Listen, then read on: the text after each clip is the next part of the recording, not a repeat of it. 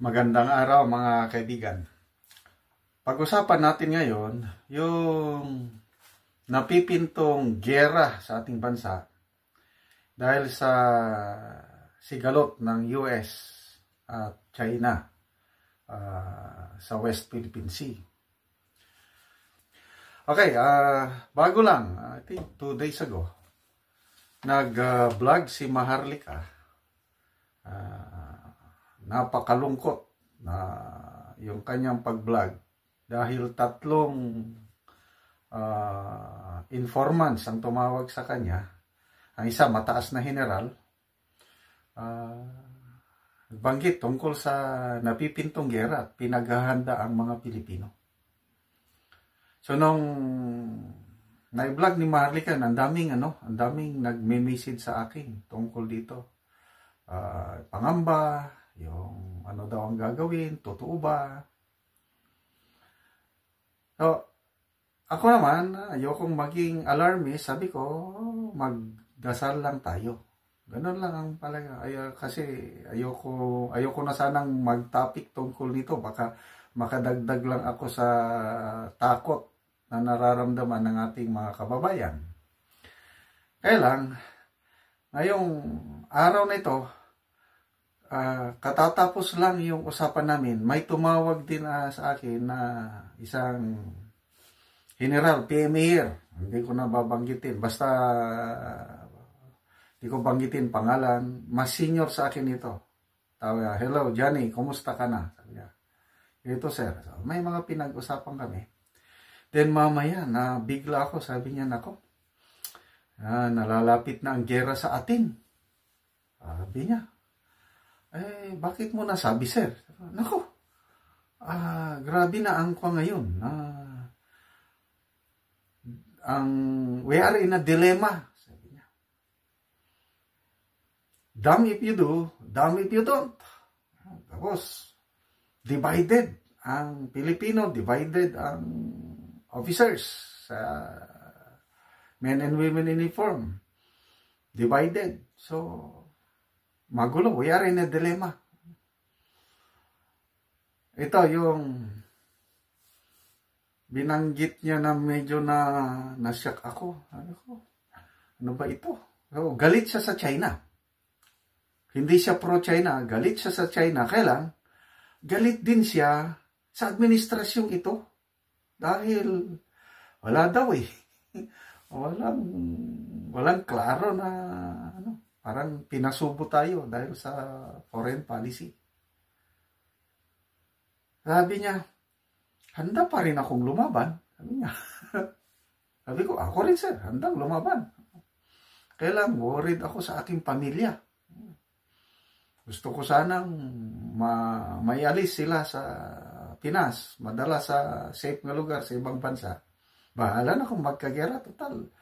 May edad naman tayo. Doon ako medyo, this is reality. Kasi siya, dahil PMA graduate, alam niya yung nangyayari sa loob ng AFP ngayon. Tapos, ito, sinabayan ng mayroong isang chat group na kasama ko, na politically active itong chat group na ito. Merong nag-post nitong message na ito. Sabi niya, how true kaya? Sabi niya. So, itong message na ito is totoo kaya itong message. So, basahin ko lang yung message. Okay. Sent by Archbishop Martinez. Prior to this, merong panawagan ang simbahang Katoliko na pray for safety of the Philippines. So, kung pinagdarasal ang kaligtasan ng Pilipinas, there must be something na nakikita ang simbahan Katoliko. So ito, sent by Archbishop Martinez, then from General David. Marami tayong General David. I don't know kung totoo ba ito. Basta, ibasa ko lang sa inyo.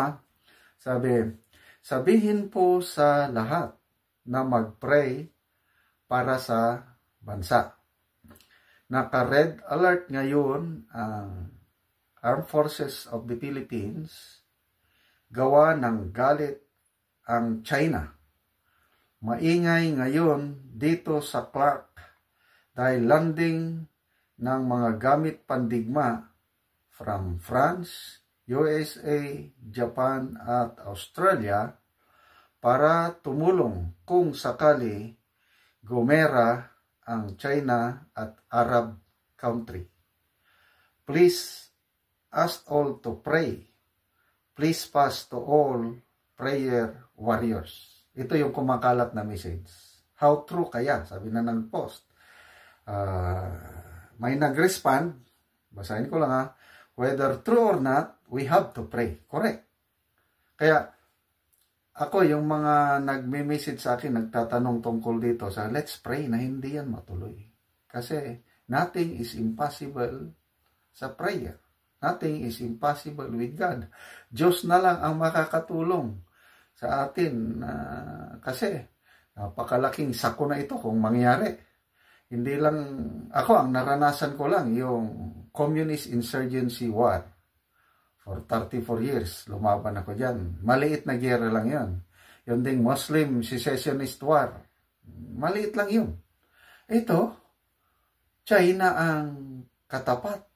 Ay, sus. Tapos, may nagbabanta pa na nuclear warheads na gamitin. Nako, sobra pa sa Nagasaki and Hiroshima mangyayari sa atin kung matuloy. Kaya, we really need to pray.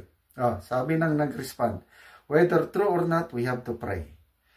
US has a demented president in cahoots with a cokehead Photo Bongbong and Chinese president who made it clear with PRRD before that China will go to war over South China Sea.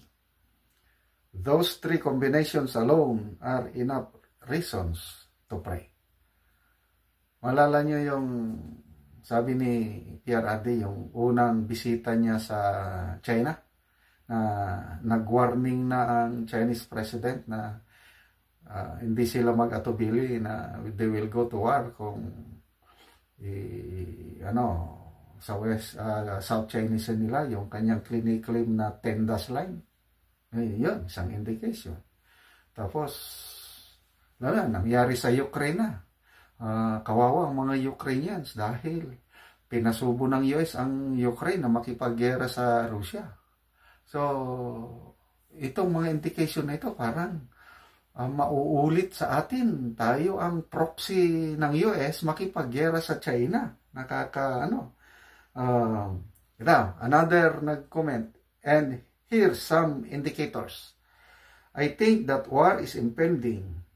Military defense stock are performing really well. Yung arms, mga bentahan. Kasi sinasabi nila ito ang negosyo ng Amerika.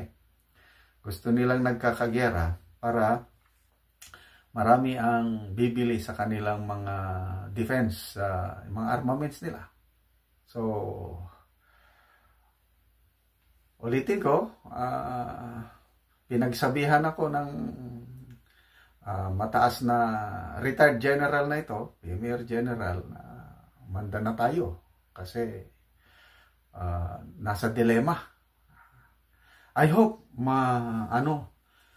how can this be prevented? Ang nakikita ko lang, mag-change ng approach ang gobyerno natin. Yung style digong ba?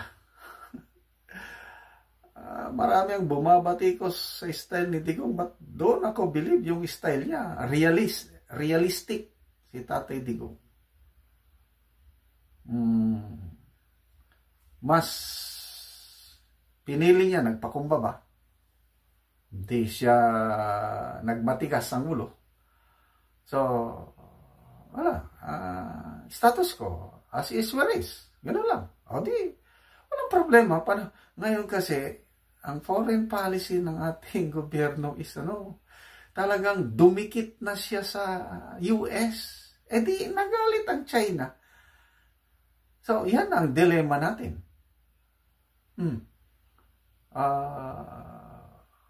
ayungin siya.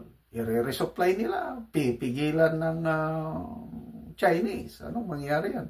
Back out na tayo.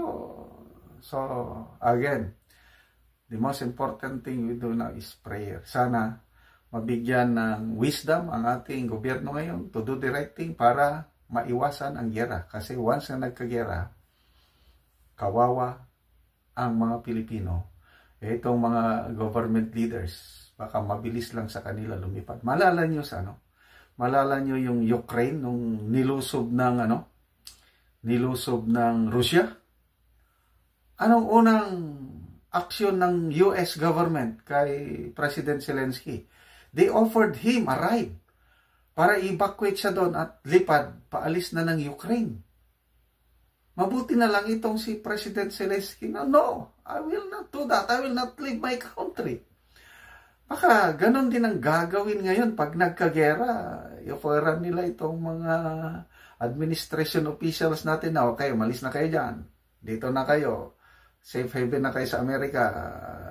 Pabayaan yung mga Pilipinong lumaban. Baka ganon. Nako.